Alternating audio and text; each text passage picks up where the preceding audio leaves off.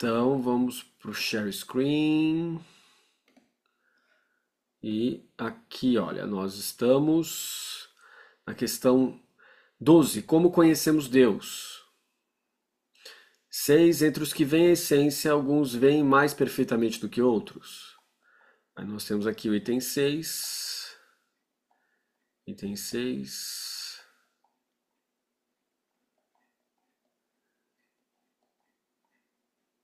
Vamos descendo, descendo. Item 6. Nós temos o seguinte. Entre os que veem a essência de Deus, alguns a veem mais perfeitamente do que outros. Quanto ao sexto, assim se procede. Parece que entre os que veem a essência de Deus, alguns não a veem mais perfeitamente do que outros. Com efeito, na primeira carta de João se afirma: vê-lo-emos tal como ele é. Primeira carta de João, capítulo 3, versículo 2. Videbimus eu sicut est. Né? Ora, ele só. Até aqui é um argumento teológico. Então, nós veremos tal como ele é, faz parte da teologia revelada. Do artigo 5, nós sabemos que não dá. Tem que ter uma essência.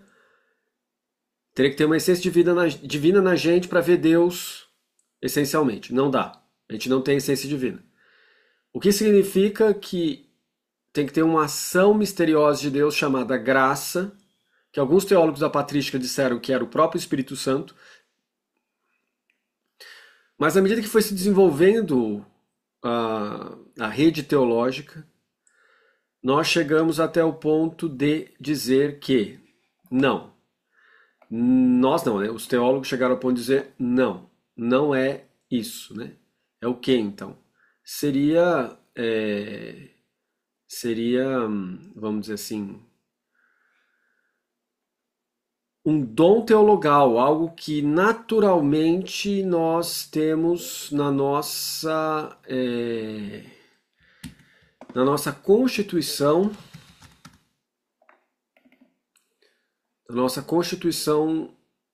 criada por Deus, nossa constituição natural, certo? Aqui então, portanto, no artigo 5 é dito que Deus é capaz de fazer se ele quiser, e normalmente ele faz, porque Deus é o máximo conhecível. Ele não cria as coisas a partir de uma perspectiva isolada. Ele cria as coisas, eu vi que caiu aqui, não esquenta a cabeça. A partir não de uma perspectiva isolada, de tipo eu crio para observar, mas ele cria para que a gente possa conhecê-lo.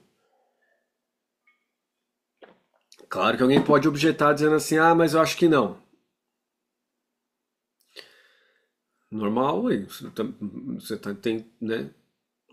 Como assim? Eu acho que não, então tá errado, né? Não, tudo bem. Mas a questão é, dentro da lógica do sistema da filosofia cristã tomista, portanto da teologia natural, da teologia revelada, nós temos que, a partir da razão natural, não faria sentido dentro de uma estrutura de mundo teleológico, ou seja, finalística, que Deus tivesse criado porque sim, cria em função de alguma coisa, tem que ter uma utilidade. Essa utilidade seria o conhecimento dele mesmo. Como assim? Ele dar-se a conhecer. Então, todos os seres querem conhecê-lo. Porque ele é o máximo conhecível. Então, se tem alguma coisa que não existe em Deus, é nada oculto. O problema é que a nossa natureza não alcança todas as dimensões que Deus tem em si. Certo? Isso é do sistema. Você pode não concordar, falar, você acha que não. Tudo bem. Eu concordo com você plenamente. Se você falar que não, tá certo. Ok? Mas a gente tem aqui uma questão de sistema lógico-teológico fechado. Então, o que quer dizer fechado? Tem uma lógica muito coerente interna do próprio sistema que traz esses elementos. Agora, não é inquestionável, não é imbatível. Portanto, é uma lógica fechada, coerente, coesa, mas não absoluta. Por quê? Porque só Deus é o absoluto dentro desse sistema e para fora dele nós temos toda a diversidade de pensamento que constitui-se a capacidade humana de conhecer. Né? Então, de qualquer maneira, aqui está um argumento teológico, né? Fundamentado na razão revelada das Escrituras. Ora, ele só tem um modo de ser. Deus só tem um modo de ser? Bom, não sei, né? Alguns não a veem mais perfeitamente do que outros. Então, está dizendo aqui que Deus não, ele vai defender que todos veem da mesma maneira. Mas vamos lá. Ele só tem um modo de ser. Logo será visto por todos de um modo só, e não mais ou menos perfeitamente. Vamos ver se isso é assim. Porque depende do grau da graça que Deus dá, né? Porque não chega por si mesmo, né?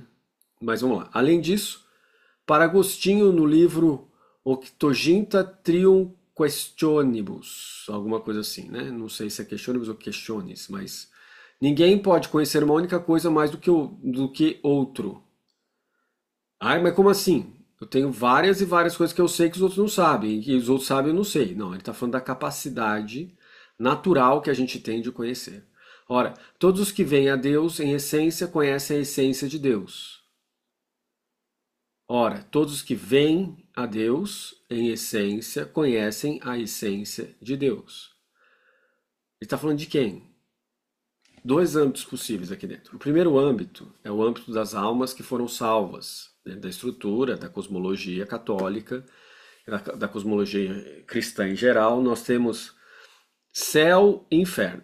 Na cosmologia católica nós temos purgatório. Então o que é o purgatório? É o estado intermediário de não percepção direta de Deus ainda, mas de total salvação. Quem está no purgatório não cai para o inferno. Mas está ali para expiar suas culpas. Hoje se fala na teologia do purgatório que a pessoa está lá para conseguir entender que Deus é amor ilimitado, infinito e o máximo conhecível e assim por diante, e tem que aceitar isso, porque a pessoa não aceita que ela mesma tenha pecado tanto contra Deus, é por isso que ela fica no purgatório. Bom, ou pecado contra os outros também, né? No final das contas é pecado contra Deus dentro dessa lógica, né? Então, ainda assim, ninguém pode conhecer uma única coisa. Ora, todos os que vêm a Deus em essência conhecem a essência de Deus. Então, essas pessoas que estão no purgatório estão, de certa maneira, vendo Deus? Não. Ainda não. Mas quando elas superarem a fase do purgatório, elas percebem Deus ou veem Deus diretamente de acordo com o desejo de Deus. E o que significa isso? Que todos os que estão ali podem ver a Deus? Sim, todos que estão ali do purgatório. E como ser humano, pode ver a Deus? Depende. Deus pode dar a sua graça para algumas almas de vê-lo diretamente já aqui na Terra. Como é que é? Algumas situações chamadas de milagre total da visão beatífica. Por alguns momentos a pessoa pode ver a essência de Deus diretamente de acordo com a vontade de Deus.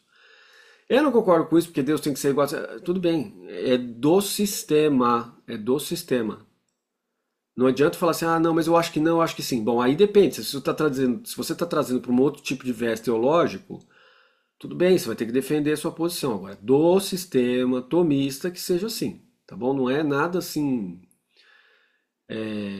vamos dizer assim, inquestionável, etc. Mas é do sistema da teologia de Tomás de Aquino. O que acontece que a Aeterni Patris, a encíclica do Papa Leão XIII, que eu acho que se não me engano é Beato Leão XIII, não foi canonizado ainda, diz que é o fundamento que todo católico deveria saber. E mais, que toda faculdade que se pretende ser uma faculdade de teologia deveria dar, né, como fundamento inicial da compreensão teológica, né? Claro que nenhuma faculdade vai fazer aquilo que a gente está fazendo aqui, que é ensinar ponto a ponto todos os termos do texto passando linha por linha. Ninguém faz isso, porque não dá tempo. A gente vai demorar pelo menos 10 anos para terminar a Suma Teológica. Isso se eu conseguir dar aula para vocês todos os dias e não ficar doente em nenhum momento, a gente termina em 10 anos. Se não, não vai dar nem 10 anos termina. Então você imagina você fazer uma faculdade de 10 anos, de bacharelado, só de Tomás de Aquino. Não, se bem que se você tivesse 4 horas por dia de Tomás de Aquino e aguentasse isso, sairia mais ou menos em 2 anos e meio, estudo da Suma. Mas teria que ser 4 horas por dia, sem perder nenhum dia. Se você aguentasse isso, você veria. Se você fosse fazer prova e teria rendimento que só nota 10, aí já é outra questão, né? Aí já fica bem diferente aí a situação, né? Ora, todos os que veem a Deus em essência conhecem a essência de Deus. Então nós temos esses dois momentos da percepção da essência de Deus. Pois Deus é visto pelo intelecto e não pelos sentidos, como já se tratou. Logo, entre os que veem a essência divina, nenhum a vê mais claramente do que outro. Logo, entre os que veem a essência divina, nenhum a vê mais claramente do que outro. Não sei, isso é a objeção que o cara está falando aqui. Porque se todo mundo vê igual, então todo mundo vê igual, tendo visto todo mundo igual, pelo intelecto, e como o intelecto tem a natureza própria de ser humano, logo todo ser humano vê igual, assim como todo anjo tem um intelecto semelhante, então todos eles veem iguais. Sei lá, ele que está falando isso aqui. Ademais, que algo seja visto por outro mais perfeitamente, per factum, ou seja, de maneira mais acabada, isso pode acontecer seja por parte do objeto a serviço, seja por parte da faculdade de ver. O que quer dizer per factum? Se seria possível ver a coisa de maneira completa sem questionamento. Quando a gente questiona, indaga, tem curiosidade, gosta de ir atrás da coisa para investigar se ela continua lá ou não, como é que são as mudanças dela, quais são as características, ela não está per factum. Ela está in factum, ou seja, está no presente e está acontecendo. Per factum é quando a coisa está acabada. Daí vem o termo perfeitamente. Aí você não tem mais questionamento em cima daquilo. Acabou o questionamento. Isso pode acontecer seja por parte do objeto a ser visto, seja por parte da faculdade de ver. Certo? Por parte do objeto a ser visto, se ele aparece perfeitamente dentro da sua capacidade intelectiva por meio da sua capacidade cogitativa e imaginativa, que junta a imagem, faz discriminação e pum, aparece e tem a ação da conformidade ou adequácio. Seja por parte da faculdade de ver. Faculdade de ver aqui é a faculdade de visão mesmo, faculdade enquanto olho. Não pode ter nenhum tipo de deformação ocular. Se tiver deformação, não ocorre adequação de maneira perfeita. Miopia, hipermetropia, astigmatismo, por exemplo, seriam problemas aí. No argumento está sendo colocado aqui. Isso aqui não é Tomás de Aquino falando, não. Isso aqui é argumento contrário àquilo que Tomás de Aquino vai colocar, tá certo? No que diz respeito ao objeto, em razão do que o objeto é recebido no sujeito que vê de modo mais perfeito, isto é, por uma semelhança mais perfeita. Isso, porém, é fora de propósito, pois não é mediante uma semelhança, mas por sua própria essência que Deus está presente ao intelecto que vê a essência. Mediante uma semelhança. Tá. Por consequente, só pode alguém ver mais perfeitamente do que outro em razão de uma diferença de capacidade entre os intelectos. Assim se conclui que aquele cuja capacidade intelectual for naturalmente mais elevada, verá a Deus mais claramente. Isto, porém, é inadmissível, pois foi prometido aos homens ser iguais aos anjos na bem-aventurança. Então ele estava desenvolvendo um argumento que é um argumento filosófico, dentro do âmbito da razão natural, e aí nessa última frase aqui, ó, isto, porém, é inadmissível, pois foi prometido aos homens serem iguais aos anjos na bem-aventurança. Passa por um argumento teológico revelado. Por quê? Anjo pressupõe que esteja enviado por Deus. Que o ser humano pode, na sua razão natural, chegar até o âmbito abstrato e assim por diante, de Deus e de anjos, de espíritos ou deuses que estão em volta dele, isso é claro que em toda religião a gente já tem isso, toda filosofia que está fundamentada em cima de uma espécie de religiosidade, como Platão e Aristóteles, chega a um ponto onde tem substâncias separadas ou substâncias que estão entre, né, o mundo dos humanos e o mundo do divino. Isso, porém, é inadmissível, pois foi prometido aos homens serem iguais aos anjos na bem-aventurança. O que é anjo na bem-aventurança? Argumento teológico revelado, né? Porque que o ser humano consegue chegar lá, aí precisa de uma revelação.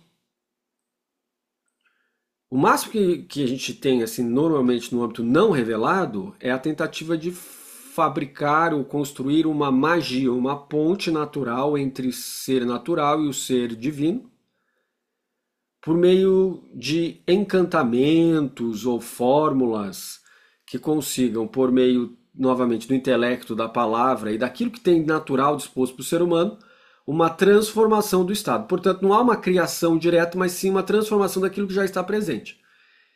E eis aí que nós temos a questão dos anjos, bem-aventuranças, etc. Certo? Então, aí você tem um argumento natural. Não, né? Revelado. Por quê? Porque Deus e a bem-aventurança, uma coisa é pensar que tem Deus, né? Como motor, primeiro motor que gera todas as coisas, como alguma coisa que cria, mas que você não chega nela. Outra coisa é falar, mas eu verei Deus e participarei de Deus, porque Deus é o máximo cognoscível, o Deus é o máximo conhecível. Como? Por quê? Eu tenho que adentrar uma série de razões que, mesmo por meio da razão natural, adentram uma esfera de razão revelada. Por que Deus é isso? Porque eu acho que tem que ser, né, mediante uma finalidade, né? Porque Deus não cria nada sem finalidade. Mas por que Deus não cria nada sem finalidade? Não, não cria nada sem finalidade porque ele é Deus, porque ele não poderia criar. Ah, peraí, começou a ficar meio dogmática a coisa, né? E aí o que eu faço com todo esse dogmatismo? É do sistema. Ah, mas está querendo justificar. Querendo justificar o quê? Que é do sistema? É. Não, mas está querendo justificar então que não tem jeito de escapar disso? Não, não tem jeito de escapar disso, é do sistema. O sistema está na sua frente. Eu não posso questionar o sistema? Pode.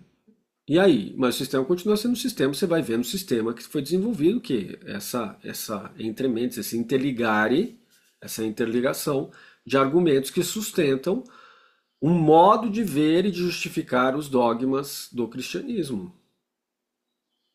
Certo? É o único? Não. É o mais adequado para mim? Aí depende, você tem que ver se é o mais adequado para você. É o mais adequado para o coletivo? Também depende. Se está pensando em termos de política, tem que ver se é o mais adequado. Mas o que você acha? Eu acho interessante. Agora, resolve tudo? Não, é um pensamento do século XII, século XIII. Mas é o fundamento que se desenvolve até aquilo que nós temos hoje com o Papa Francisco. Certo? Mas é tudo que está aqui é aquilo que o Papa Francisco faz? Não, o Papa Francisco é um jesuíta. Aqui nós estamos falando de dominicano. Não, mas o argumento de Tomás de Aquino também foi estudado pelos, sim, não só pelos dominicanos, pelos jesuítas, carmelitas.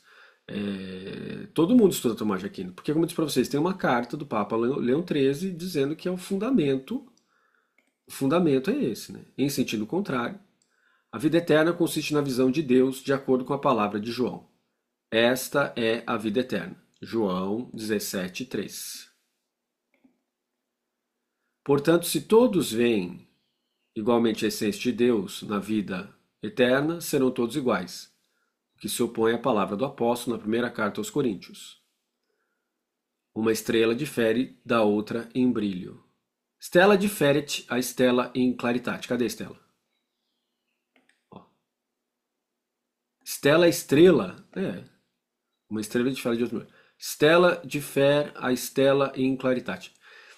Você sabe que o termo Maria, Miriam, é estrela do mar, né?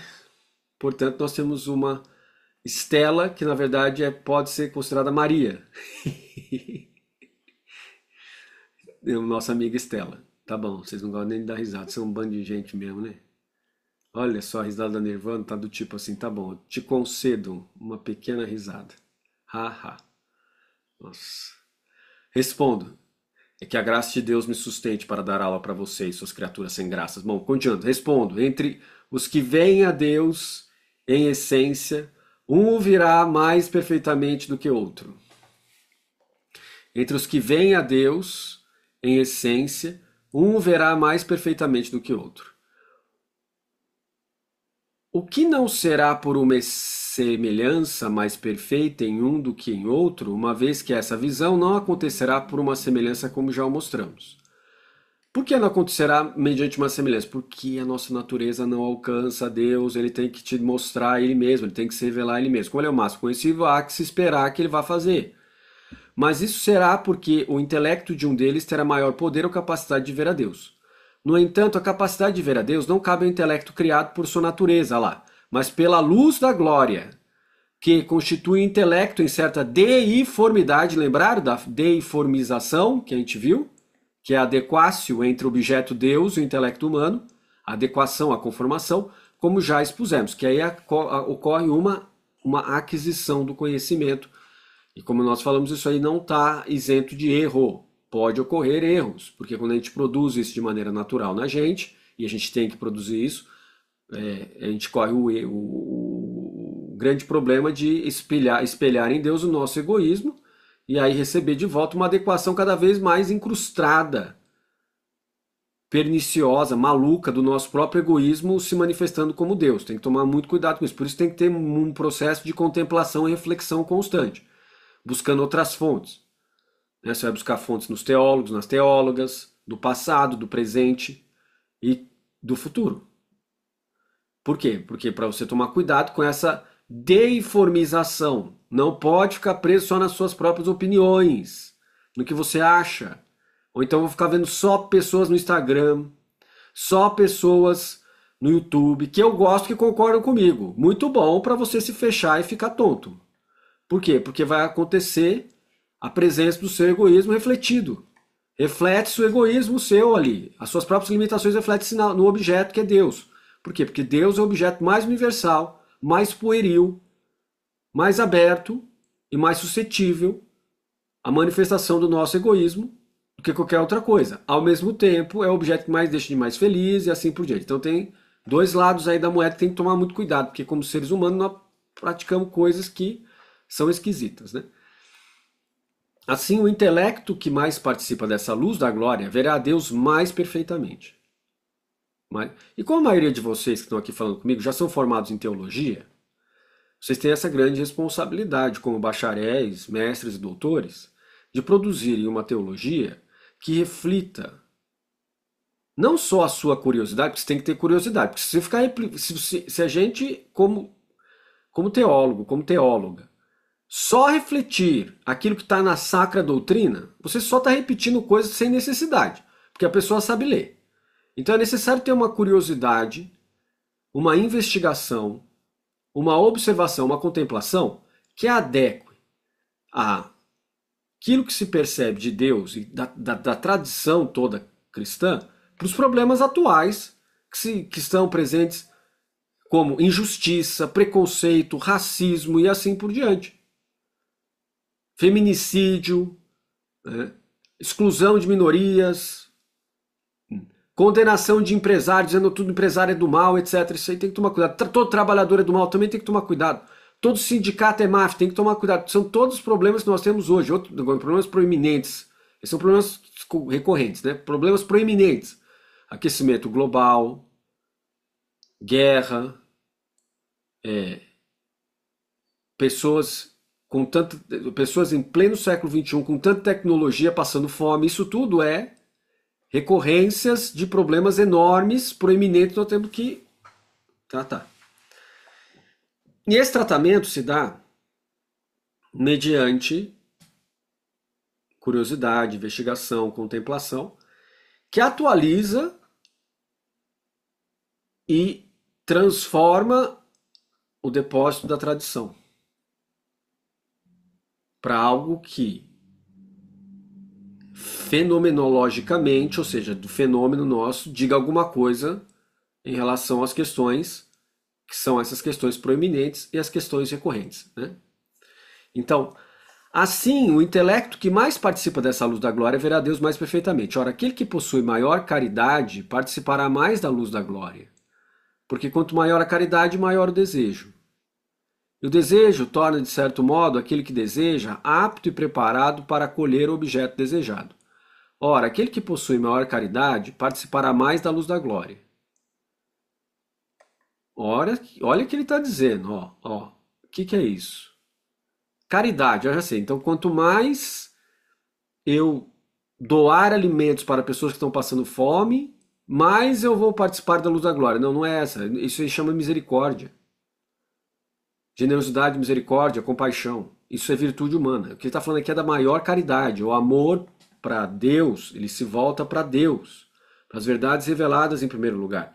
E depois para os seres humanos como reflexo direto da necessidade de responder ao amor de Deus, que também quer a salvação, o bem-estar, a saúde para todos os seres, para todas as pessoas. Então, maior caridade. Então, o que vocês estão fazendo aqui? Estudando sobre Deus, etc., é caridade. Por quê? Porque vocês querem amar o objeto de maior conhecimento possível, que é Deus. De acesso mais imediato, mais fácil, mais perfeito, que é Deus. Mas ao mesmo tempo, como eu disse para vocês, é o mais aquoso, mais pueril e que você pode afligir o seu ego o tempo todo nele que dá certo. Então tem que tomar muito cuidado. Então a caridade é uma caridade para com Deus e não um amor próprio. Aquele que possui maior amor próprio participará menos da luz da glória. Ó, tem o inverso do que está sendo falado aqui. Aquele que tem maior autoapreço, maior egoísmo, participará menos da luz da glória. Por quê? Porque o egoísmo é o inverso da caridade. E como é que você sabe? Gênesis. Como assim? Gênesis? Gênesis? O que você está falando? Aquela historinha do Adão e Eva? Da árvore da vida? O que nós estamos falando? Aquela coisa. É aquela ali mesmo. Ah, aquela ali não dá. Vamos abandonar isso aí. Não, tem coisas muito interessantes ali dentro. Olha. O egoísmo se reflete no Adão e na Eva. E mais no Adão do que na Eva. Quando ele diz assim: oh, vamos lá comer o fruto do conhecimento do bem e do mal. Não, mas foi a Eva que foi tentada. É a Eva que foi tentada. Mas e daí que ela foi tentada? Podia ter sido o Adão e dava na mesma. Por quê? Porque na ótica do Gênesis, mulher e homem são iguais. Não, mas digo que a mulher veio da costela e não sei o que lá. Então você não está sabendo ler direito, porque tem uma frase lá que antecede essa parte, que diz assim: homem e mulher os criou, iguais os criou. Então homem e mulher é igual. Depois é que vem a tradição que saiu da costela. Então nós temos diversos elementos de diversas tradições lá dentro. Atualmente tem o pessoal que estuda a Bíblia dizendo que não é uma coisa só. Eu não acho que é uma coisa só. Eu acho muito interessante ver a tradição eloísta, deuteronomista, javista e tem mais uma lá, levítica, lá dentro. Eu acho interessante essa divisão. Tem gente que acha que é ultrapassada. Eu não acho que é ultrapassada nada. Eu acho que ela é muito interessante e deve ser mantida. Né? E por quê? Porque ela dá essa noção de nuances, não é o texto inteiro. É um texto construído a partir da oralidade. E quando a gente perde essas nuances, começa a querer integrar demais, a gente perde essa noção de que a coisa é histórica. Ela pode ser considerada revelada a partir da cristocentralização, da cristologia, mas em si é histórica. É uma amálgama de tradições que foram sendo reunidas depois de Josias. Na época de Neemias e Esdras, Josias, Neemias e Esdras, aquele trio ali, né, que fizeram um monte de coisa muito doida, né? Em nome de Deus. Então, aquele que possui maior caridade participará mais da glória de Deus. Aquele que tiver maior egoísmo, maior autoapreço, participará menos da sua glória. Porque quanto maior a caridade, maior o desejo de ver a Deus. É verdade, mas quanto maior o egoísmo, maior o desejo também. E lá em Gênesis, o homem e a mulher queriam ser Deus. Eis aí o egoísmo. Exclui-se Deus para que o meu eu esteja no altar de Deus. Exclui Deus. Meu eu entra no lugar de Deus. Porque eu serei como Deus se comer da árvore do conhecimento do bem e do mal. O que não dá para entender muito bem é porque que não comeu primeiro a árvore da vida eterna, né? Porque logicamente, né? Vamos pensar em termos de contingência. Se eu comer a árvore do bem e do mal e não virar Deus, eu posso morrer. Logo, vou comer da vida eterna primeiro, né? Que se eu comer da vida eterna primeiro, eu nunca mais morro. Mas não foi esse raciocínio, né? Aí condenou todo mundo pra desgraça, né? Tô brincando, viu? Não vai levar muito a sério isso que eu tô falando. É só uma brincadeira, viu? Dessa vez vocês riram, né, suas cambadas? Até agora, quando eu fiz piada da Estela, vocês fizeram uma cara tipo, tá. Agora vocês riem, né? Ô, cambada. Porque o quanto maior... Vocês riem agora, né? Porque quanto maior a caridade, maior o desejo. Quanto maior a caridade, maior o desejo. A irmã de Tomás já que me perguntou para ele assim, como eu faço para ser santa? Ele falou, deseje ser santa. Olha, ó, o que ele estava querendo falar? Ó, quanto maior a caridade, maior o desejo. Então aqui está implicado que quanto maior o nosso amor por Deus, maior o nosso desejo por Deus, que é alimentado pela estrutura nossa de conhecimento, que foi, dentro da lógica aqui, criada para conhecer a Deus, e Deus sendo o máximo cognoscível, quanto mais você conhece, mais você quer igual açúcar. Quanto mais você come açúcar, mais você quer comer açúcar. É igual a bebida alcoólica, porque tudo que é hipercalórico faz isso com a gente, né? Então Deus seria o máximo do hipercalórico. Deus é melhor do que açúcar. Deus é melhor que pinga. Deus é melhor que chocolate. Deus é melhor que qualquer coisa que você possa colocar aí dentro de supervaloração. O seu cérebro vai querer Deus. É isso que ele está dizendo. Quanto maior a caridade, maior o desejo. E o desejo torna, de certo modo, aquele que deseja apto e preparado para colher o objeto desejado. O desejo torna, de certo modo, aquele que deseja apto e preparado para colher o objeto desejado. Segue-se então, quem tiver maior caridade verá a Deus mais perfeitamente e será mais feliz. O que é maior caridade? A maior caridade é o amor para com Deus. A questão do desejo que está aqui, ela é bem interessante porque ela se comunica diretamente com a parte budista. O desejo de se tornar um Buda. O desejo de beneficiar a todos os seres sencientes, que é concomitante ao desejo de se tornar um Buda, que é chamado em sânscrito de Bodhicitta. Né? Em chinês vira Nianfo. Né? Então, ou Putishin, né? Que daí é transliteração. Né? Então, também tem Xinfo. Né? Em chinês também pode ser esse desejo de se tornar um Buda, né? A mente de iluminação, a mente de Buda. E o desejo torna, de certo modo, aquilo que deseja. Né? Então, esse desejo, tanto para o budista quanto para o cristão, tem objetos diferentes, mas o mesmo é o desejo. Certo? Em chinês é yu, esse desejo é yu. Em sânscrito é trishna. É um desejo tão forte quanto sede. É uma necessidade. Portanto, os dois trabalham, os dois sistemas, tanto o budista quanto o católico, tratam o desejo como uma grande necessidade, um impulso ao conhecimento. Do lado católico, nós temos o impulso ao conhecimento de Deus, como máximo cognoscível, com a máxima felicidade, máximo prazer. Do lado budista, nós temos uma ideia de se tornar um Buda para beneficiar a todos os seres sencientes. Por quê? Porque nós temos um problema de prisão que vem por uma distorção de não saber como as coisas realmente são. Aquilo distorce você, a gente produz o egoísmo, produzindo egoísmo, nós produzimos cobiça, nós produzimos maldades. O fundamento disso está na visão de um egoísmo que se fundamenta em cima dos 5 agregados, que é o nosso corpo, nossa sensação, nossa capacidade cogitativa, nossas faculdades ou elementos que constituem a nossa consciência e nossa própria consciência. Então, na verdade, se eu resumir esses 5, eu resumo em 2, corpo e mente. Certo? Resumo em 2, corpo e mente. E corpo e mente são integrados, portanto, eu posso falar de um eu que tem corpo e mente, por causa da integração. E aqui se comunica novamente com o catolicismo dentro da ideia de pessoa.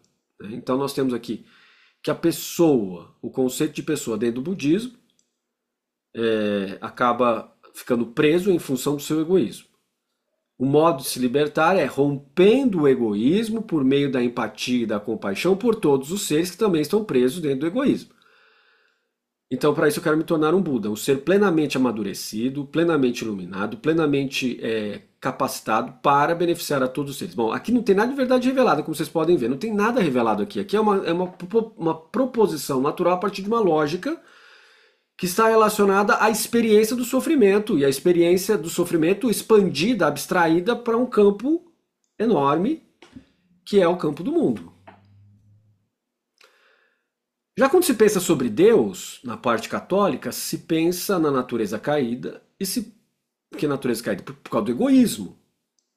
Mas se pensa que a solução não é uma solução empática, não é uma solução de estrutura de teologia natural, mas é uma solução ligada a uma transcendência em relação às coisas criadas e ao mundo, que chega até Deus e tem como Deus num ponto de uma situação revelada, num lugar revelado, num algo revelado, que se dá a conhecer por meio, agora dentro do catolicismo, Jesus de Nazaré.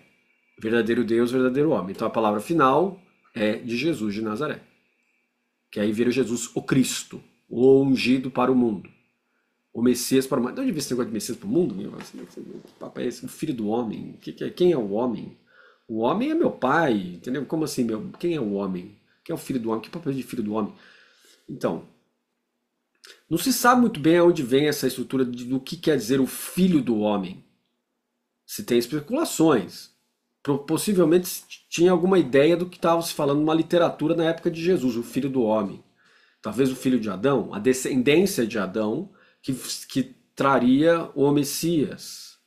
E o Messias tem a ver com o príncipe da paz, do segundo Isaías. O segundo Isaías, quer dizer, uma segunda fase dos escritos do profeta Isaías, que diz respeito a uma frustração que o profeta Isaías teve quando ele percebeu que o Ciro e ninguém que fosse de fora, ou seja, ser humano, poderia trazer a libertação do reino de Israel. Ele começa a pensar de um Messias, o príncipe da paz, para o mundo. Que não pode ser só assim, porque se for assim só entre regiões, nunca vai alcançar a paz. Então ele começa a pensar no Messias para o mundo. E aí a Igreja Católica coloca o Messias para o mundo sendo Jesus de Nazaré. Certo? Aí vem todas aquelas imagens do livro do Levíticos, né? Mas imagens que incomodam, principalmente crianças, né? Eu me incomodava muito com a ideia de cordeiro imolado. Não gostava da ideia de cordeiro morto, entendeu? O que é isso? Vai matar o bichinho? Entendeu? Uma das coisas mais apavorantes para mim na minha infância era entrar na igreja da Nossa Senhora da Lapa, lá em São Paulo, lá no bairro da Lapa, tem uma cruz enorme com Jesus crucificado com uma cara agoniante, entendeu? Aquilo ali, quando minha avó me falou que aquilo era Deus, deu um pavor imediato. Me falou, pô, eles mataram Deus, cara. Como que eles mataram? Porque até aquela, eu tinha uns 4 anos de idade, né? Eles sempre me falavam que Deus era o meu pai. O pai de todos era Deus, etc. Aí você entra na igreja e tá lá. Aí você pergunta, o que é isso pra sua avó? Que você já fica assustado, né? Que tem um negócio enorme ali de uma pessoa com uma cara de dor, todo esfolado, com uma coroa de espinho na cabeça. Aí sua avó fala, esse é Deus. Me deu pavor. Eu falei, ó, se fizerem isso aí com ele, vão fazer isso comigo. Comecei a chorar, obviamente, né? Vão me matar aqui dentro. Me trouxeram para matar eu. Mataram meu pai, vão matar eu também. Né? Então, se eles mataram o pai de todos, esses seres humanos são malucos. Né? Se Deus é o pai de todos e aquele é Deus, lascou tudo, entendeu? E outra coisa, eu sempre vivi numa família chinesa, e chineses fazem barba. Aí chega lá, aparece um cara barbudo, entendeu? Eu não conseguia entender aquilo ali. Eu falava assim, que é isso? Todos meus tios, ninguém tem barba. Mas que é esse barba? Cara, tudo barba, entendeu? Pra todo lado, não entendia muito bem aquilo. Por que tem essa barba? Parece um cara cabeludo, rapaz. Coisa louca. Né? E aí, mas com o tempo a gente vai acostumando com isso. Mas essas impressões, elas são interessantes em função de que crianças também reagem dessa maneira. Eu me lembro quando o filho da Nirvana, o Danielzinho, que hoje está com 16 anos de idade, não entendeu, como eu também não entendi, a ideia de Jesus crucificado. Se isso é Deus, por que está crucificado? Quem que matou ele? O que está acontecendo? Entendeu? Foi a pergunta dele imediata. Mesma coisa que, mas o que está acontecendo? Essa curiosidade leva a gente a estudar teologia. Por que mataram Jesus? Leva a gente a estudar teologia. A curiosidade acaba conduzindo a gente para uma série de coisas. E é claro que quem se estabelece no poder não gosta que a gente seja curioso. Mas não pode ser curioso fácil. Tem que ser levado para um outro nível de conhecimento ou de capacidade cognitiva ou epistemológica, que é aquele nível de conhecimento científico, né? Que você faz pesquisa e vê as fontes. Né?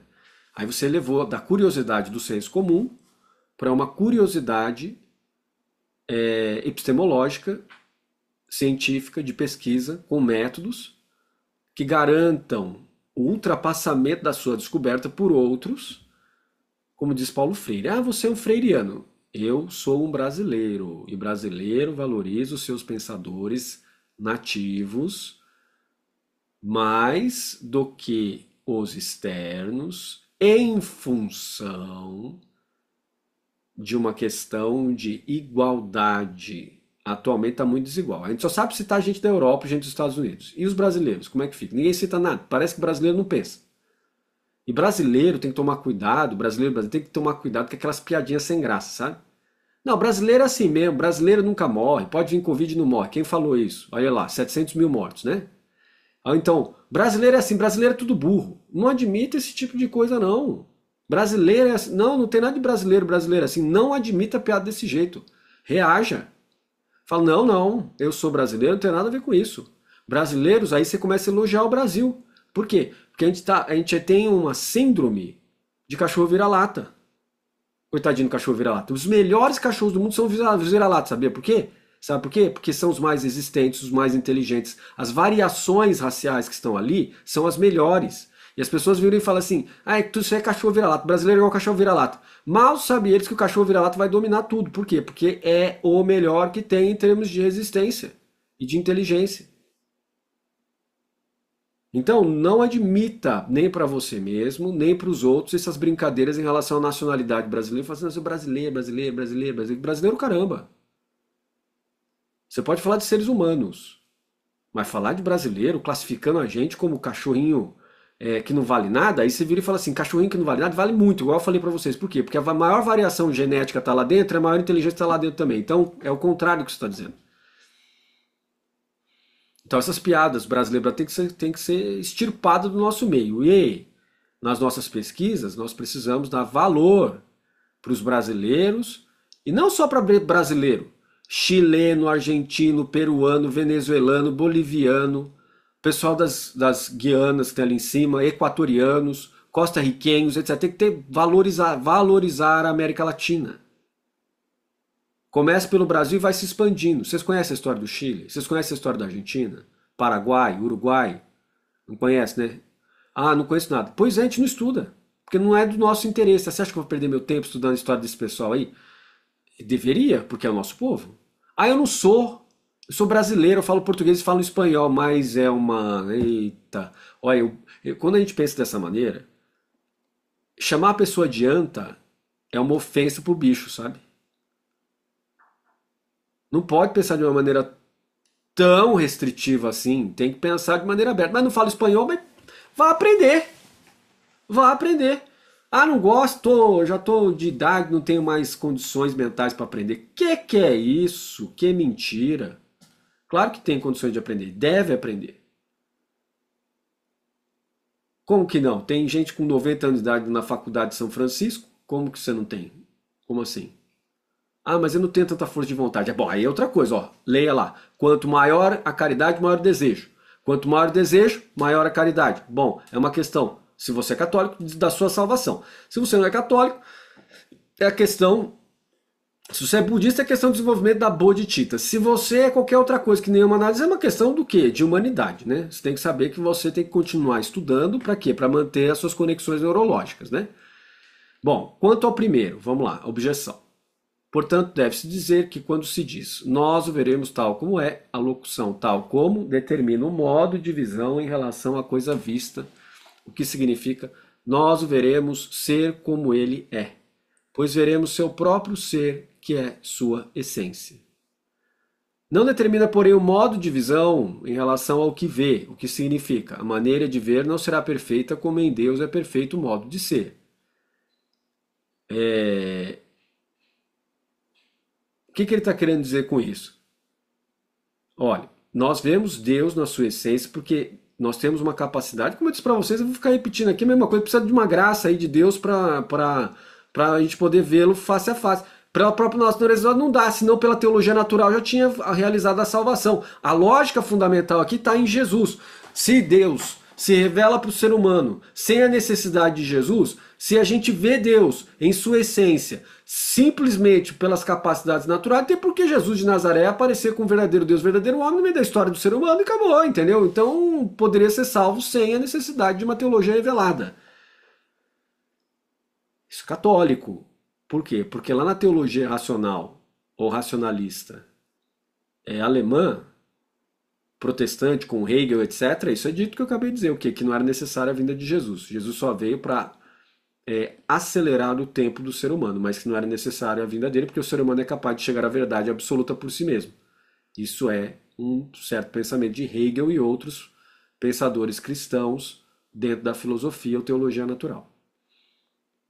Certo? Então não é unânime o que eu estou dizendo para vocês, é do sistema de Tomás de Aquino. Quanto ao segundo, pelo que foi exposto, está clara a resposta. Quando se diz de uma única coisa que ninguém a conhece melhor do que o outro, isto é verdadeiro se nos referirmos ao modo da coisa conhecida, porque se alguém a conhece diferente do que ela é, não a conhece verdadeiramente. O que é isso? O princípio da adequácio, o princípio da deiformidade, o princípio da aquisição de conhecimento pela reflexão daquilo que é o externo e o interno por meio da nossa capacidade cogitativa. Mas não é verdadeiro se refere ao modo de conhecer, porque o conhecimento de um é mais perfeito do que o outro. Certo? Mas não se refere ao modo de conhecer. Você tem um modo de conhecer. Porque o conhecimento de um é mais perfeito que o de outro. O que ele está falando aqui? Embora o nosso modo de conhecer de seres humanos seja limitado pela condição humana, e não adianta, tem gente que conhece um pouco mais, mas tudo na média é a mesma coisa. A média é mais ou menos a mesma coisa. No que diz respeito a anjo, a espírito celestial, de acordo com a coisa aqui, né, com a lógica, eles têm uma capacidade muito maior que a nossa. De baixo para cima, anjo, arcanjo e principado vai subindo a capacidade de conhecer a Deus pela própria essência da coisa criada. Então começa, menos capaz, anjo. Um pouco menos, um pouco mais capaz, arcanjo. Um pouco mais capaz do que arcanjo, principado. Um pouco mais capaz do que principado, potestade. Um pouco mais capaz que potestade, virtude. Um pouco mais capaz do que virtude, dominações. Um pouco mais capaz do que dominações, tronos. Um pouco mais capaz do que tronos, querubim. Um pouco mais capaz que querubim, aqui é a controvérsia, tá bom? Serafim. Não é que serafim é mais capaz. Ele tem uma questão de caridade, o desejo de Deus, em termos de, a gente pode dizer assim, algo que se assemelha ao sentimento humano, maior do que os querubins, enquanto que os querubins têm o desejo intelectivo maior do que os serafins. Então, há uma questão aí.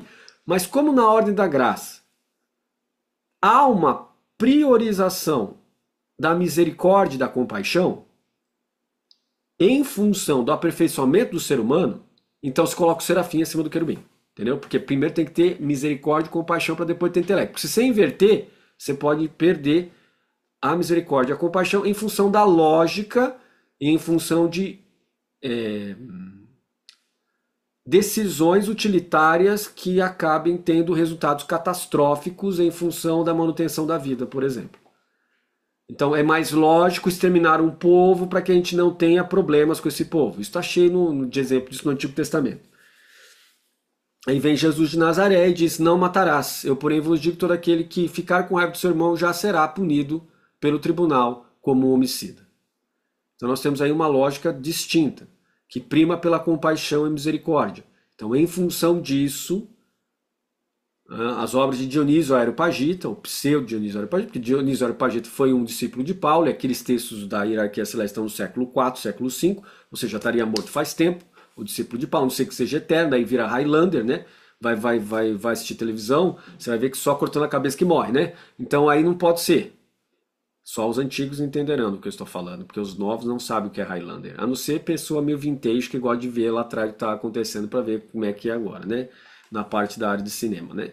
Então, não é um imortal. Portanto, foi alguém do século IV, século V, para ganhar autoridade, colocou o nome de Dionísio Areopagita. Então, vamos ao terceiro. Quanto ao terceiro, deve-se dizer que a diversidade de visão não será em relação ao objeto, pois o mesmo objeto, a essência divina, estará presente a todos. Portanto, em relação ao objeto não pode ser. Então, qual é a diferença? A diferenciação não é em relação ao objeto. Por quê? Porque é a mesma essência divina que está do lado do objeto. Não será tampouco em relação a diversas participações do objeto por semelhanças diferentes. Então, quer dizer, por parte do objeto, ele dá-se a conhecer nas diversas participações, ou seja, nas diversas capacidades que os seres possuem em sua própria natureza, constituída a partir da sua criação. Mas será em relação à diversidade de capacidade intelectual. Ó. E capacidade intelectual se desenvolve, por isso que ele estava falando lá em cima de desejo. Ah, muito difícil, tem dificuldade, etc. Eu sei, todo mundo tem, seres humanos todos têm. Então a capacidade intelectual, não segundo a natureza, viu? Não adianta falar, não, é que eu tenho uma natureza muito obtusa em relação a... muito fechada, muito deficiente em relação à minha capacidade intelectual. Não, senhor, não, senhora. Ó, não segundo a natureza, mas segundo a glória. Como acabamos de dizer. Como assim, segundo a natureza, segundo a glória? Bom, aqui nós temos dois momentos. Primeiro, que você precisa desenvolver também a nossa capacidade intelectual. Segundo, essa natureza tem um limite. Mas quando alcançado o limite, vem a graça de Deus que se insere sobre aquilo e aí diz: Doxa, eu, Senhor, agora me revelo para você.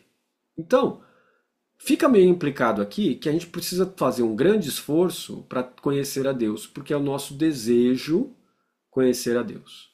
É nosso desejo chegar até Deus. Então, por quê? Porque é o máximo cognoscível, a máxima perfeição, a máxima beleza, a máxima felicidade, o máximo prazer. Vai ter que fazer esforço. Deus vê esse esforço e te recompensa como recompensa a todos, porque ele é da sua natureza ser o máximo cognoscível, através de um movimento da graça que te manifesta quem ele é.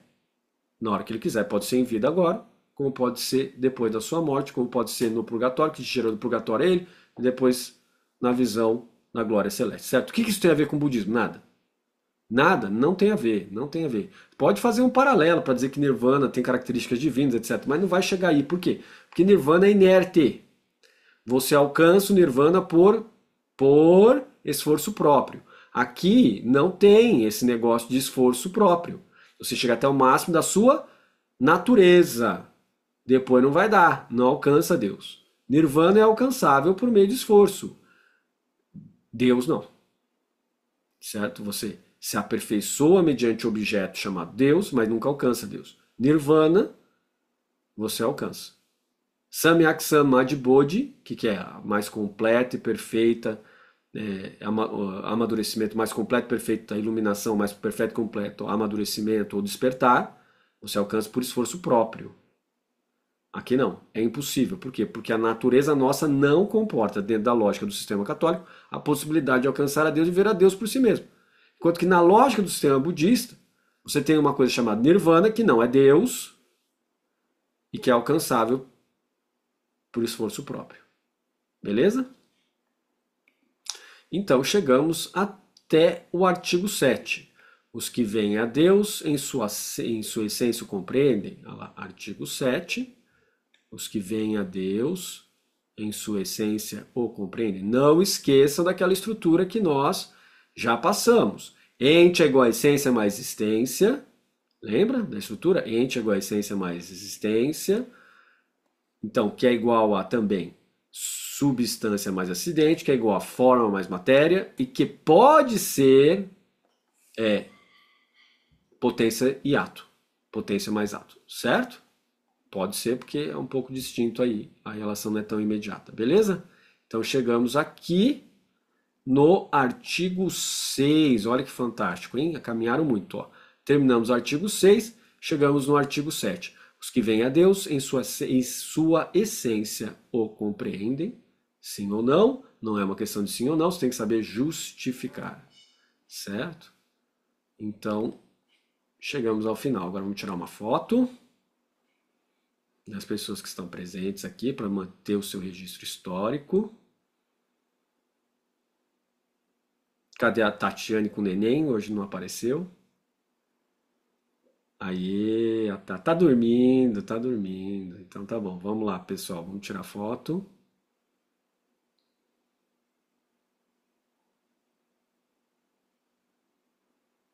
Foi? Então tá bom. Até amanhã então. Tchau.